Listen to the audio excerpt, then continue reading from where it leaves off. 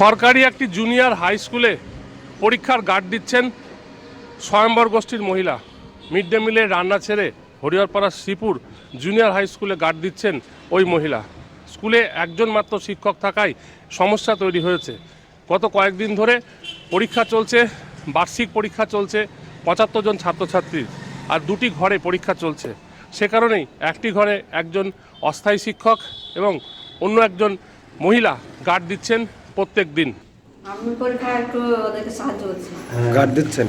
Sir সাহায্য করছি। আমরা স্কুলে রান্না করি, দিয়ে স্যার বললো সেজন্য আমি সাহায্য করছি।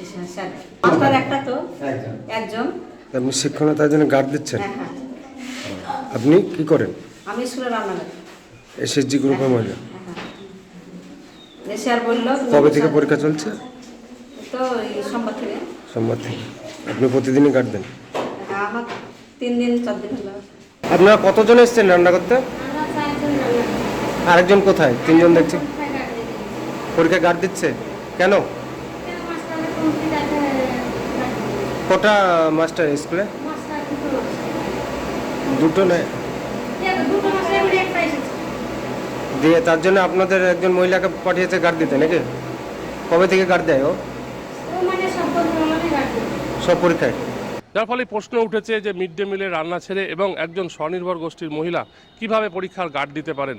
যদিও স্কুল কর্তৃপক্ষ জানাচ্ছে যে একজন মাত্র শিক্ষক রয়েছেন, তিনি গেস্ট টিচার, অন্য কেউ শিক্ষক শিক্ষিকা নেই।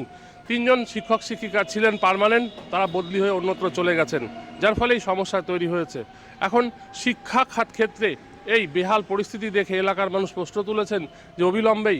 ক্যামেরায় মুক্ত দাসের সঙ্গে কল্যাণ চন্দ্র, আমার শহর হরিহরপাড়া, কলকাতা টিভি।